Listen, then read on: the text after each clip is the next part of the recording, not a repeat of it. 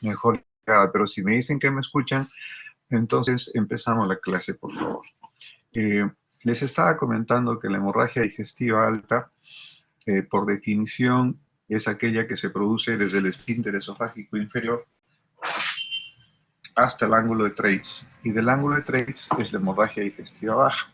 Por eso es de que allí se ve el gráfico del ligamento de Treitz. De ahí para arriba es alta, de ahí para abajo es baja. Obviamente es una clasificación bien, digamos, un poco arbitraria, ¿no?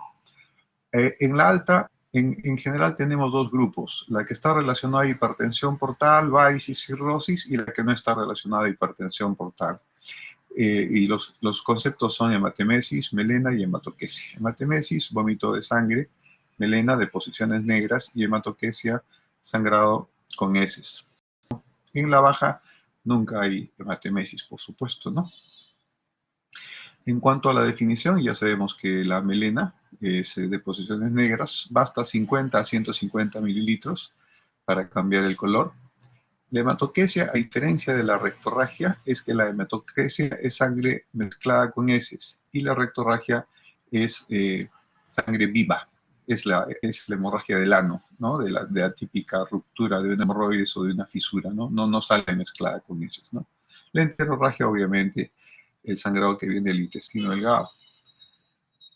Hay el sangrado agudo y el sangrado crónico, ¿no? La severidad es de menos a más, ¿no?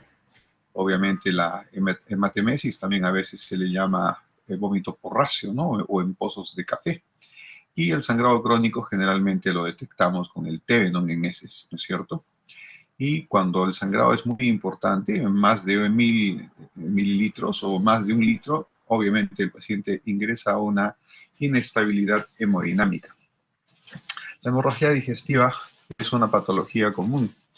Tiene una mortalidad, aún que no ha bajado, entre 5 al 10% de los pacientes que vienen por emergencia, pero a Dios gracias, más o menos el 80%, sea alta o sea baja, se autolimita. Y vamos a ver por qué. En la no varicial, la más frecuente es la úlcera péptica, ¿no? Y sigue en segundo lugar el síndrome de Mallory-Weiss, que es una esofagitis consecuencia de vómitos persistentes, ¿no? Ya luego vienen las gastritis erosivas, el cáncer, que es muy infrecuente como causa de hemorragia, pero nosotros que vemos cáncer todo el día, para nosotros sí es frecuente. La variicial, obviamente los cirróticos, el 80% de cirróticos presentan una hemorragia digestiva, y la mortalidad en un cirrótico de una hemorragia es alta, ¿no es cierto? Y el pronóstico depende del child. El child C, la supervivencia al año es menor al 30%. Ahora vamos a revisar los conceptos de child. Veamos el concepto de la hemorragia digestiva no varicial. El concepto es hematemesis o melena, ¿no es cierto? La hematoquesia es muy raro en una hemorragia digestiva no varicial, ¿no? Tendría que ser una hemorragia brutal y que encima salga medio rojo por el recto, ¿no? O sea, el paciente estaría chocado. El diagnóstico de la hemorragia digestiva alta no varicial, siempre se tiene que hacer una evaluación de cómo viene el paciente hemodinámicamente, confirmar que efectivamente es una hemorragia y no una hemoptisis, tratar de diferenciar si es alta o baja y naturalmente identificar la causa. Pero ustedes dense cuenta en esa categoría. Primero tengo que ver la situación hemodinámica, ¿no?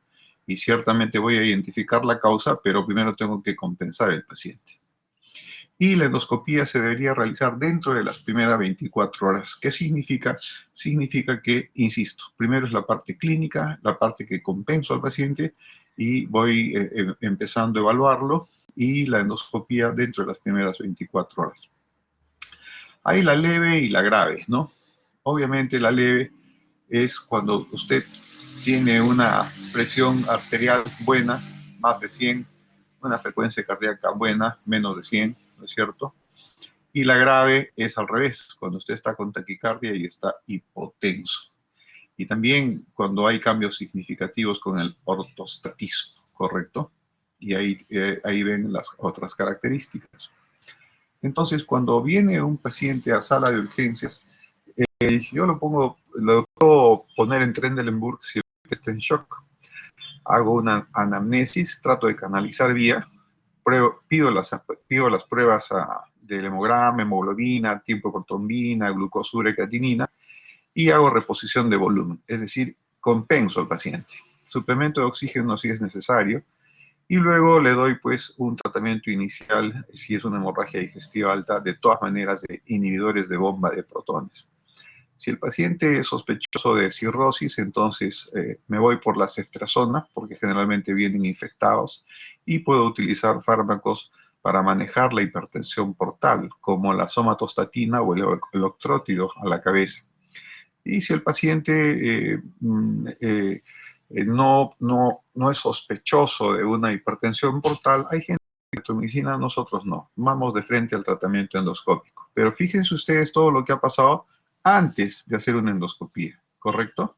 Está claro el canalizar una buena vía, reponer el volumen, manejar y compensar hemodinámicamente, darles el omeprazol, etcétera, etcétera, ¿no? Así que es importante la endoscopía, pero no es la primera opción. ¿El algoritmo es una hemorragia? ¿Sí o no? Si es una hemorragia, entonces catéteres. ¿Está hemodinámica estable? ¿Sí o no? Si está hemodinámicamente estable, entonces le hacemos la endoscopía. Si no, tenemos que hacer una reanimación agresiva y si lo podemos hacer, endoscopía. Si el paciente persiste inestable, vamos a unidad de cuidados intensivos y ahí estabilizamos y le hacemos la endoscopía en unidad de cuidados intensivos. Yo he hecho varias veces en la unidad de cuidados intensivos y es impresionante porque el paciente lo tienes conectado a todo lo que se te pueda ocurrir y encima tú le tienes que meter el tubo, ¿no? El diagnóstico de hemorragia digestiva no varical, sin duda alguna, el procedimiento y el diagnóstico es con endoscopía digestiva alta. No es con un estudio radiológico ni radiográfico, es la endoscopía digestiva alta. Ahí ven ustedes lo que se llama, tenemos una clasificación, ¿no es cierto? Ven ustedes 1A, 1B, fíjense, estas son las características del Forrest, regreso. Miren ustedes, Forrest 1A, ustedes ven el sagrado chorro. Forrest 1B, sangrado resumante. Donde están las flechas, fíjense ustedes. Entonces el Forrest 1A es un sangrado agresivo, vivo, en chorro. 1B, resumante. 2A, vaso visible. 2B, un coágulo. 2C, lecho con hematina. Y 3, ya está la úlcera y ya está quietecita. O sea, este es el momento en el cual el paciente puede irse a su casa con toda confianza. Acá lo mismo. Y acá ustedes ven un sangrado en la cual ya nosotros primero cauterizamos con argón plasma, que es lo que están viendo en la diapositiva C, y luego nos aseguramos con endoclips. ¿No es cierto? ¿Ven ustedes? Con endoclips. O sea, eso es una terapia mixta en este caso, ¿no? Argón plasma y encima endoclips. O sea, nos aseguramos de que esta úlcera y ese vaso que esté sangrando esté bien cerradito. Entonces, ¿cómo evaluamos? Primero, la estabilidad hemodinámica, hemos dicho. En la endoscopía digestiva alta, tenemos dos criterios para evaluar la gravedad y el pronóstico del paciente. Esa clasificación de Forrest que hemos visto tiene una característica. Cuando es Forrest A, cuando es Forrest 1 o 2, tiene alto riesgo de resangrado. Y el índice de Rockall es un índice que tiene que ver con la calidad del paciente, ¿no es cierto? Veamos primero el Forrest. Si es 1A, 1B, riesgo de resangrado por encima del 55%. Los dos A, B y C, entre el 7 al 43%. Y el 3, el que hemos visto la úlcera, menos del 2%. Pero veamos el índice de Rockall. Son 5 variables. ¿Qué significa? Que a mayor puntaje, el pronóstico es más reservado. O sea, una persona de más de 80 años va a tener más puntaje. Una persona que entra con hipotensión, más puntaje. Una persona que sea cardiópata, más puntaje. Una persona que tenga un cáncer, más puntaje. Una persona que tenga estos signos de coágulo o vaso visible, más puntaje. Eso va a definir el pronóstico y la conducta suya frente al paciente. ¿De acuerdo? Muy bien. Esto ya lo hemos visto.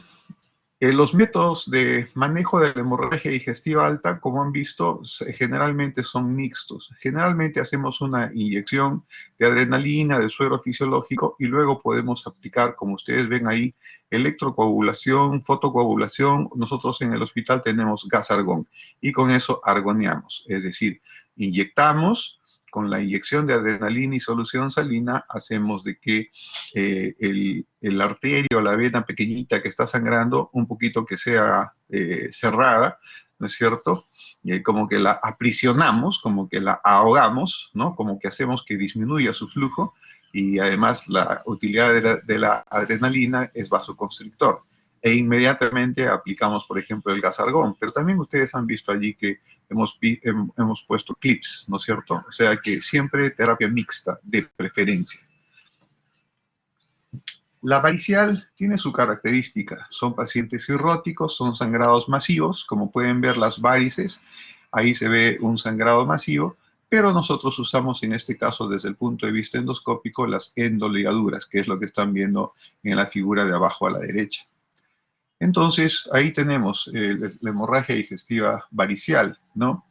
La frecuencia relativa es muy frecuente que sean esofágicas. Son muy raras las gástricas y a su vez son de muy mal pronóstico, ¿no?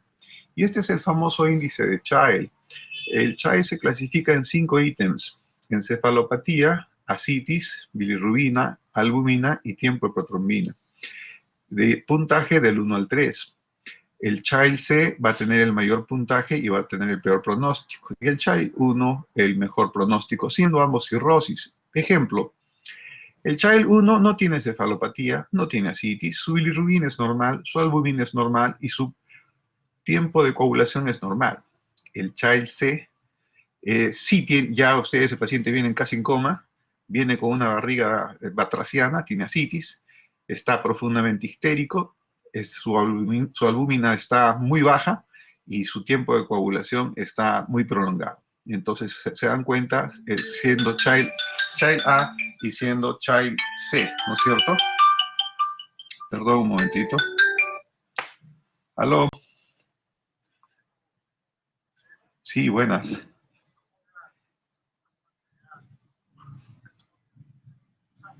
Ah, ¿qué tal? ¿Cómo está? Sí, sí, sí.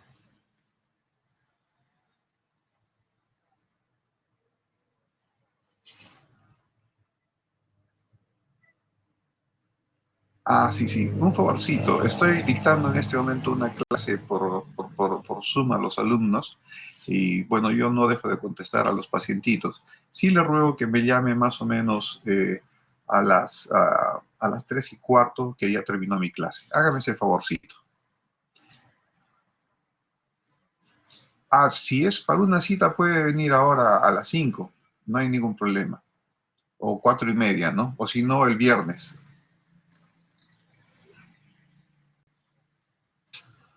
Eh, eh, Sí, es en el Instituto Médico Miraflores. Si es el viernes sería a las 5, si es ahora es a las 4:30. Petit Arts, correcto. Exacto, en la esquina, sí. Listo, muy bien. Hasta luego. Bueno, como ustedes han podido escuchar, es el esposo de una paciente que tiene un cáncer de mama triple negativo, y que está con aparentemente una melena y ya me ha pedido una cita urgente. Es imposible que le corte el teléfono y la secretaria todavía no ha llegado, así que me disculpan, pero tuve que atender al paciente. Sigamos con la clase, justo lo que estamos hablando, ¿no? Parece que la señora ha hecho deposiciones negras y hoy día viene preocupado, está con un poco de anemia, vamos a ver de qué se trata. Sigamos. Entonces, una hemorragia aguda varicial puede tener, la clásica para la sospecha suya es que son pacientes que se presentan con un sangrado masivo, ¿no? Un sangrado brutal. Pero que ustedes ven a un paciente de Child C, de todas maneras van a ver ictericia, van a ver ascitis, van a ver esplenomegalia. Puede venir con encefalopatía, con fiebre, con telangiectasias, con el caput medus, que es que viene a hacer venas dilatadas alrededor del ombligo. ¿Se dan cuenta? Es decir, además de la brutalidad del sangrado, el paciente viene descompensado, tiene historia crónica de cirrosis hepática, ¿no? Entonces, en ese sentido, clínicamente uno puede, ¿no? Y es lo que estamos diciendo, es ruptura y el riesgo depende del child y del tamaño de las varices, ¿no? ¿Y qué es lo que tenemos que hacer? Igualito que en el caso, canalizar buenas vías, reponer volumen, el bolo que les he comentado de inhibidores de bomba de protones, antibióticos, fármacos vasoactivos, como les dije, ¿no? La somatostatina, por ejemplo, y finalmente nos vamos al tratamiento endoscópico. El diagnóstico, ahí sí tenemos que actuar, ya no en 24 horas, sino dentro de las primeras 6 a 12 horas, porque es una hemorragia masiva. Idealmente, usted estabiliza el paciente y inmediatamente lo mete a la endoscopía y para hacerle una ligadura con bandas, como han visto, ¿no? Este taponamiento esofágico usando la sonda Senstaken-Blackmore en una hemorragia masiva, generalmente es cuando uno está haciendo el serums, está usted en la punta del cerro o está en la selva y lo único que tiene es una sonda, que es la sonda de Senstaken-Blackmore. Le mete la sonda, infla los globos y lo sube al bote o al micro, o si hay avión, a la avioneta, y lo va y lo lleva antes de 24 horas a un centro donde sí tengan estos, ¿cómo se llama? Estos aditamentos. Ahí estamos viendo las bandas y la inyección de adhesivos. Esta es la bendita sonda de Senstaken-Blackmore que les he estado comentando, ¿no? Ahí ven ustedes las varices esofágicas, cómo se ingresa esta sonda que la ven arriba, y cómo esa sonda es aplicada en la imagen de abajo al paciente y tiene para inflar un balón en esófago y un balón en estómago. Entonces usted actúa prácticamente a ciegas. Lo infla, lo clampa y eso no puede durar más de 24 horas. O sea, le permite viajar con el paciente hasta el centro médico más cercano para que ahí se le pueda hacer su endoligadura, su endoscopía, etcétera, etcétera. Eso se llama la sonda de Senstaken-Blackmore. Cuando yo roté en la residencia en el Hospital Rebagliati, la mayoría de las sondas, ¿quién creen ustedes que las ponían? Las enfermeras, porque eran unas tromes, pues, sea en emergencia o en gastroenterología. Ahora yo no creo que la hagan ellas, sino supongo yo que deben ser ya los médicos, ¿no? Y la hemorragia digestiva baja, ¿no es cierto? Hemos dicho del TRACE para abajo, ¿no es cierto?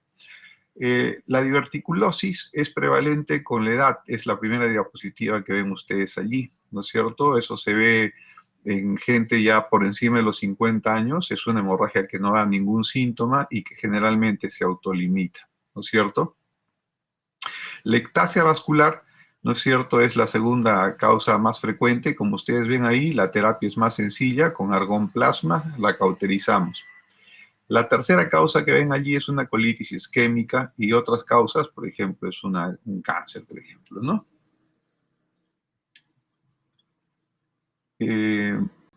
Esos son algunos ejemplos. En cuanto a la gravedad de la hemorragia, ya la hemos visto, ¿no es cierto? La importancia de la anamnesis, los antecedentes personales, la exploración física, ¿no es cierto? Si tiene dolor o no tiene dolor, si ha tenido pólipos o no ha tenido pólipos, si alguna vez ha sangrado o no ha sangrado, qué edad tiene, qué medicamentos está tomando, y en el examen físico, naturalmente, el tacto rectal. Lo mismo que el otro, ¿no es cierto? El paciente, evaluamos la gravedad, lo compensamos, y ahí vemos si hacemos la colonoscopía, y en estos casos a veces es un examen que a veces no es tan sencillo, porque a veces con el endoscopio no se logra ver bien cuando uno hace la endoscopía en un paciente con un sangrado activo, porque imagínense que se les viene el coágulo, está lleno de heces, entonces ustedes entran y a veces logran ver el lugar del sangrado, el área del sangrado, etcétera, etcétera. Entonces ahí tenemos estudios complementarios que puede ser la gammagrafía, ¿no es cierto? Y si es un sangrado masivo, la arteriografía. Y si yo hago una arteriografía con radiología intervencionista, puedo a su vez taponar, ¿no es cierto? O sea, disparar un aditamento que me tapone la arteria que está sangrando. La gammagrafía me da localización, digamos, geográfica, ¿no? Y la cápsula endoscópica o la enteroscopía es cuando sospeche yo que esta hemorragia, hice la gastroscopía, negativo, hice la colonoscopía, negativo, pero el paciente ha sangrado y ha vuelto a sangrar. Entonces le paso una cápsula endoscópica que me mide todo el intestino delgado o le hago una enteroscopía. Es lo mismo, el tratamiento va a depender, como ustedes verán, si es farmacológico, endoscópico, angiográfico o quirúrgico, según las lesiones. Si es farmacológico, obviamente, si es una colitis ulcerativa, una enfermedad de Crohn. Endoscópico, obviamente, yo tengo divertículos, lesiones vasculares, ¿no es cierto? Angiográfico es cuando yo puedo hacer una embolización. Y quirúrgico, cuando tengo que hacer una resección, ¿no es cierto? Entonces, sin duda alguna, la colonoscopía es la que es la mejor, pero hay que hacer una limpieza en lo posible del colon. Por lo que les comento, entonces, como la mayoría de estos sangrados digestivos, les dije al inicio, se autolimitan, entonces me da tiempo a mí para tratar de preparar al paciente, hacerle una limpieza, y una vez que el paciente esté estabilizado en 24 horas, digamos, o máximo 48 horas, estando hospitalizado, le puedo hacer una buena colonoscopía, que es lo que ustedes están viendo allí, ¿no? El tratamiento endoscópico es lo mismo, ¿no es cierto? Es un tratamiento mixto, puedo hacer inyección de adrenalina con solución salina, puedo usar clips, puedo usar ligaduras, puedo usar el argón, puedo usar métodos de termocoagulación. Agentes embolizantes cuando el tratamiento es angiográfico, como les he comentado, y tratamiento quirúrgico en casos, pues, dramáticos, ¿no? Pregunta de examen. La causa más frecuente de hemorragia digestiva baja es la diverticulosis segunda. ¿Cuál es la segunda causa que acabamos de ver, doctores? A ver, acabamos de ver una segunda causa. Hemos dicho que la más frecuente, la hemorragia digestiva baja, hemos dicho que es la diverticulosis colónica. Y dijimos que la segunda más frecuente es...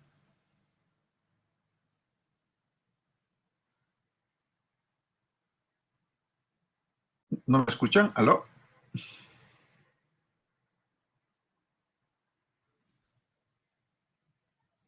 Sí, doctor, sí se le escucha.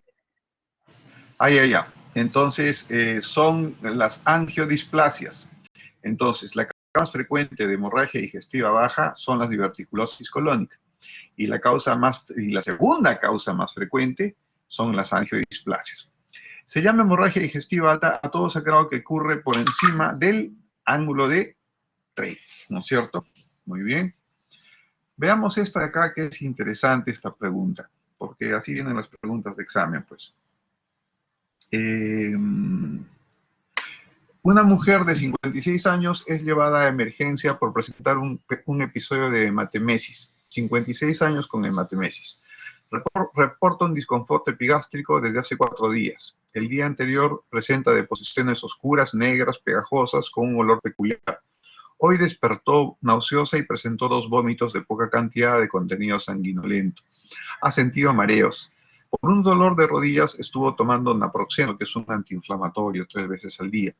Al examen físico tiene una frecuencia, una taquicardia de 108, tiene una hipotensión 116,72 en supino, 93,65 sentada, abdomen plano, ruidos disminuidos y se encuentra melena en el tacto rectal. ¿Cuál de los siguientes pasos es el menos indicado? Voy a leer los 5. Admitirla en hospitalización, tratamiento inmediato con omeprazol, referirla para endoscopía de emergencia, vía endovenosa y fluidoterapia de reposición, hemoglobina y pruebas de coagulación incluyendo grupos sanguíneos. ¿Cuáles de los siguientes pasos es el menos indicado apenas ingresa el paciente?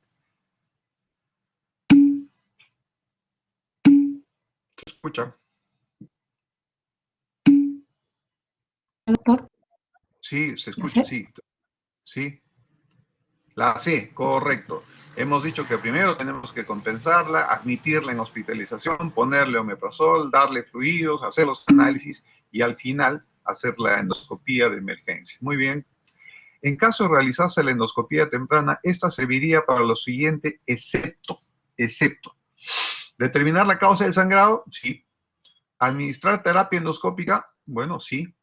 ¿Valorar el pronóstico de resangrado temprano? Sí, hemos visto nosotros que se puede valorar. ¿Se acuerdan ustedes el Forrest, no es cierto? Y el índice de Rocol, sí. ¿Sirve para compensación hemodinámica? ¿Sirve para determinar la localización del sangrado? Bueno, sí.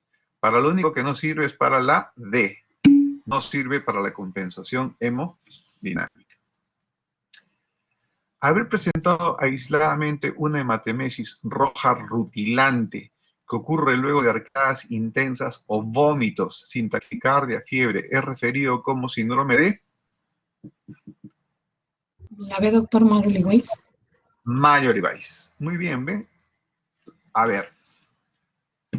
Un varón de 54 años acude por su examen anual de rutina, toma naproxeno por una luxación del tobillo y toma aspirina, que usted le recomendó cuando lo vio en cardiología. No toma otros medicamentos, hace ejercicio regularmente, no fuma y bebe un vaso de vino diario. El examen es completamente normal, pero presenta un examen de Tevenon positivo. ¿Cuál considera usted que es el paso a no seguir? ¿Endoscopía alta, endoscopía baja, hemograma completo o repetir el test de sangre oculta? ¿Qué es lo que no se debería hacer?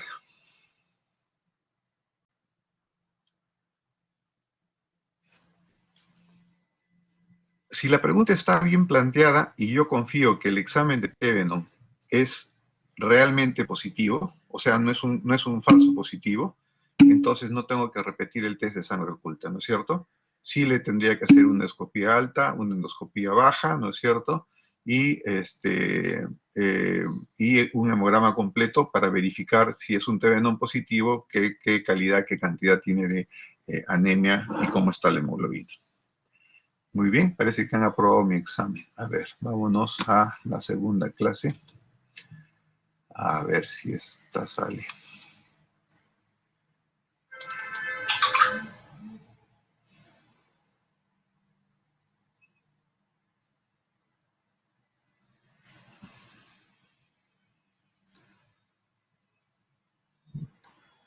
A ver, vamos a ver.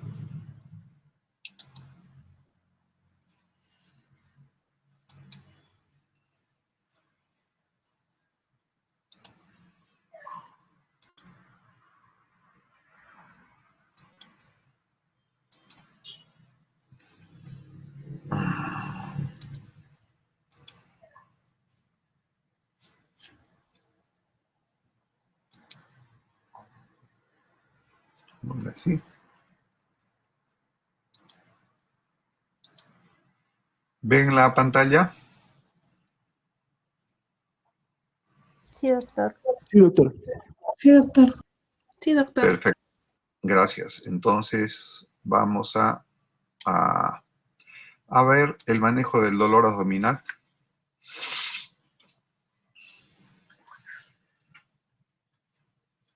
Esta es una... este es un gráfico que me gusta mucho porque divide muy bien,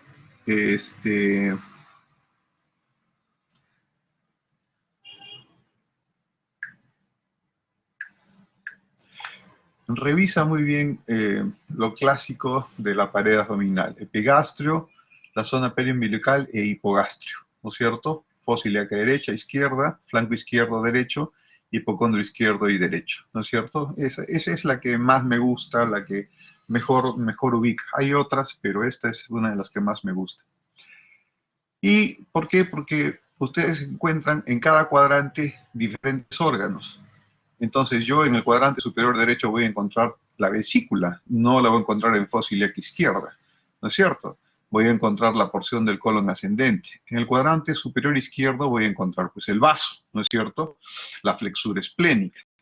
Abajo a la derecha no hay manera, el apéndice tiene que estar por ahí, ¿no es cierto? Y el uréter derecho de todas maneras, y el ciego también. Y en la parte izquierda abajo, de todas maneras pasa parte del sigmoide en el colon descendente, ¿no es cierto? Y también pasa la ramita de, obviamente, del uréter izquierdo, ¿no? Entonces, ahí no hay pierde cuando uno examina, ¿no? Y la localización del dolor en la enfermedad abdominal, ¿no? Subexternal oriente esofagitis. El hombro puede hacer un absceso subfrénico. Al inflamar el diafragma, es un dolor referido al hombro. En epigastro no hay duda, estómago, duodeno, vesícula, páncreas, ¿no? Escápula derecha puede ser un cólico biliar referido. Los dolores de abdomen que se van a la espalda es el páncreas. Y si se encuentran alguna vez con una arteria disecante de aorta, es una en 1.000.000 que lo van a ver porque el paciente se muere en horas, ¿no? Entonces, básicamente, dolor a la espalda de abdomen es páncreas. Periumbilical es intestino delgado. Periumbilical, no se olviden, es intestino delgado. Hipogastrio, colon, sigmoides a la cabeza y con las enfermedades que hemos visto, ¿no? Las diverticulitis, las colitis. El sacro es el rectus, ¿no? Esto es en cuanto a la estructura anatómica y acá lo que acabamos de decir, ¿no es cierto? Más o menos, de acuerdo a la localización, más o menos como que ustedes tienen allí, ¿no? Por ejemplo, la pancreatitis puede estar fíjense ustedes, la pancreatitis puede estar en epigastro y ambos hipocondrios. ¿Por qué? Porque irradia en correa a la espalda. Entonces ustedes tienen una pancreatitis que el paciente refiere como que una correa lo estuviese apretando de delante hacia atrás. ¿Se dan cuenta, no? Los cálculos renales siempre hay que sospecharlos en flancos cuando se van hacia la zona de la infección urinaria, ¿ya? Luego, la apendicitis es en el lado derecho y la enfermedad diverticular es en el lado izquierdo.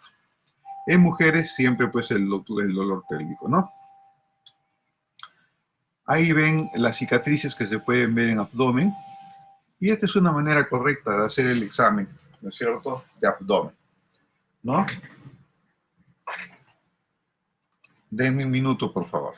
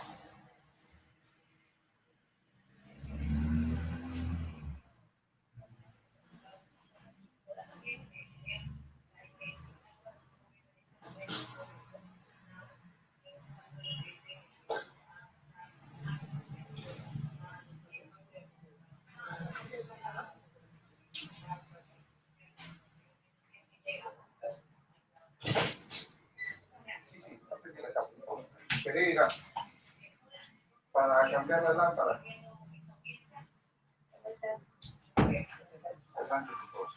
Me dijo que era cortesía, ¿no? Sí, me dijo, no sé, o hay que pagar. Hay que pagar. No, sí, hay que pagar, no, sí sé.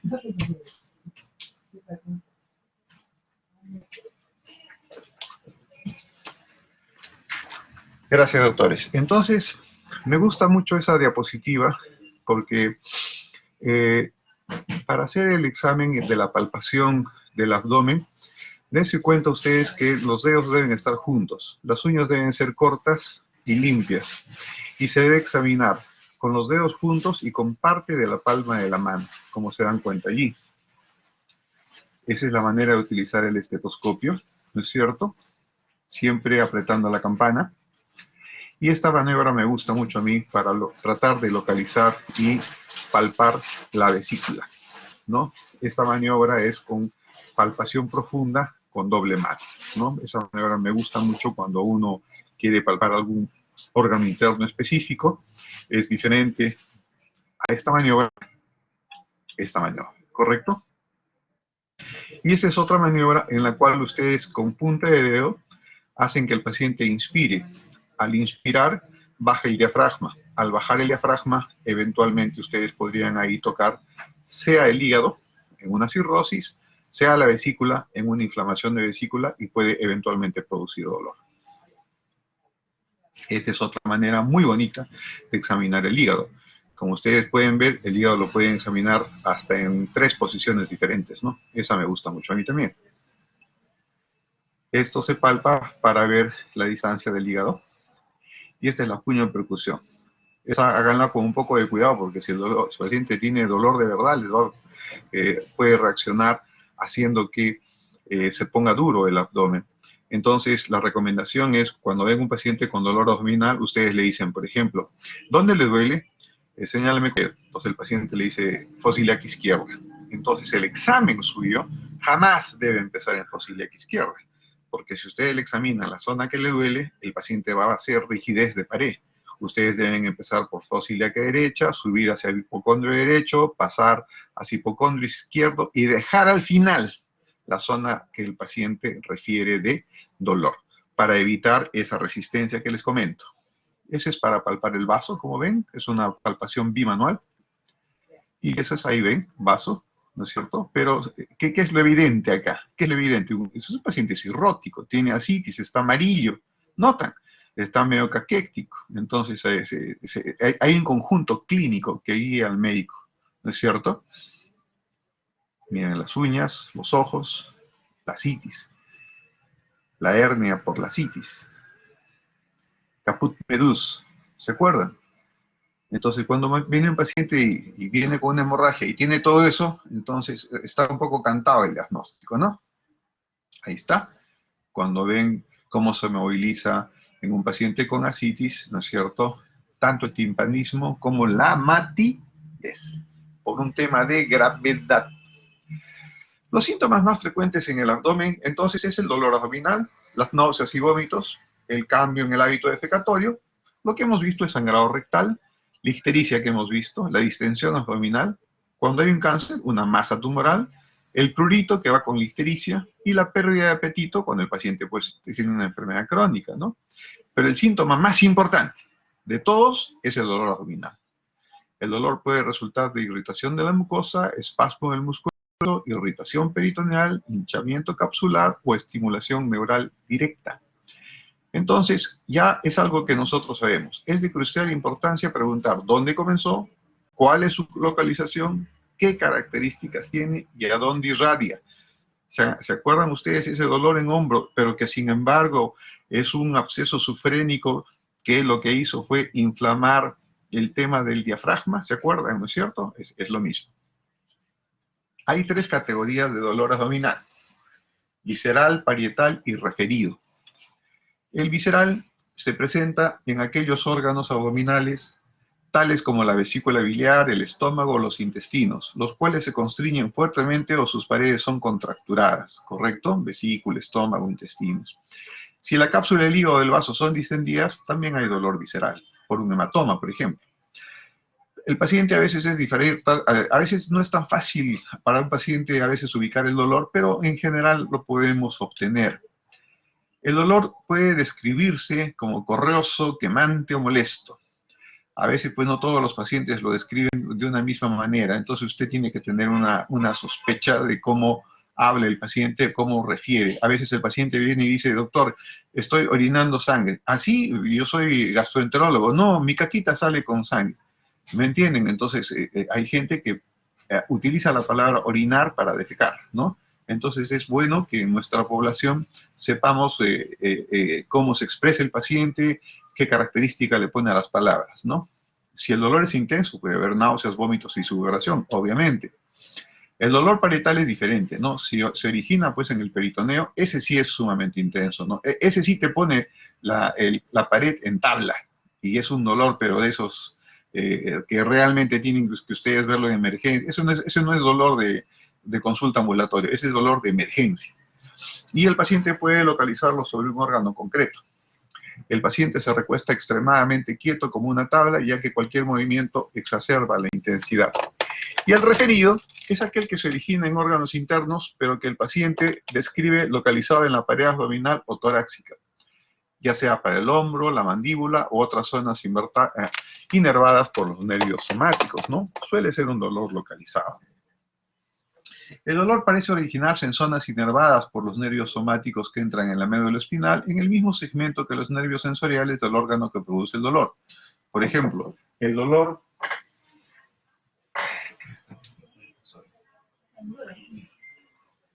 El dolor en el hombro derecho puede deberse a una colecistitis aguda, como hemos dicho.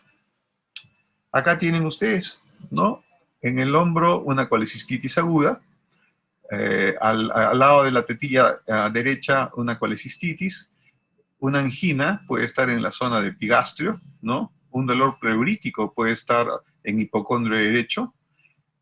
Una apendicitis se origina clásicamente en la zona periumbilical y a las 6 horas se va a fosa ilíaca derecha, que es el dolor clásico, ¿no? La semiología, como hemos dicho,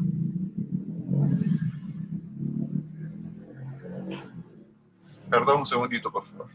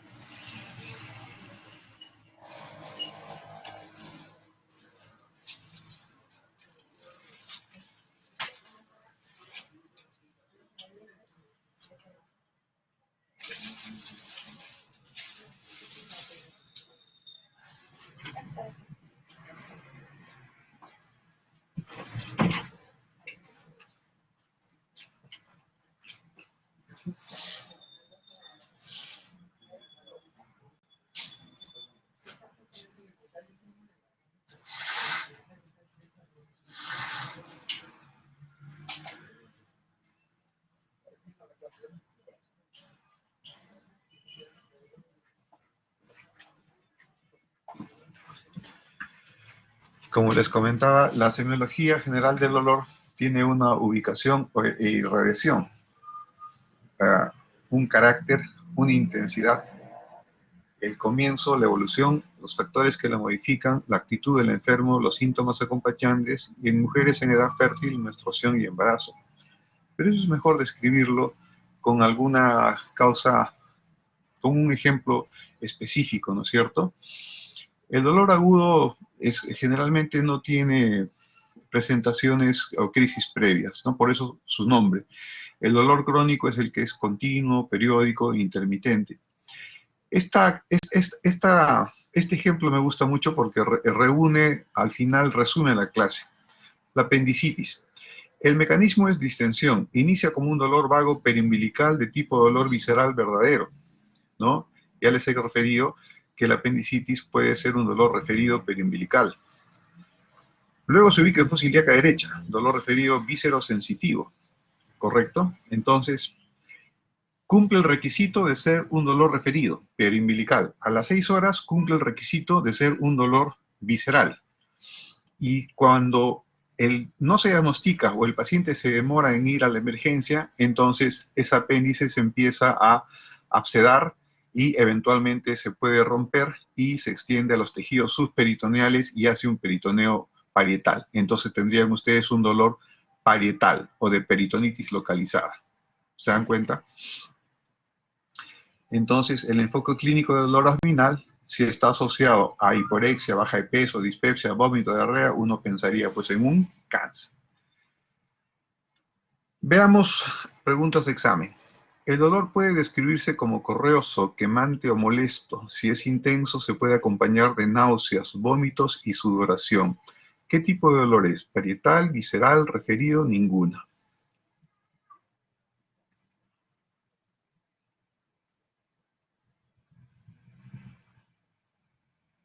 Parietal no es, referido no es. Correoso, quemante, molesto, náuseas, vómitos y sudoración, entonces es Visceral. visceral, correcto.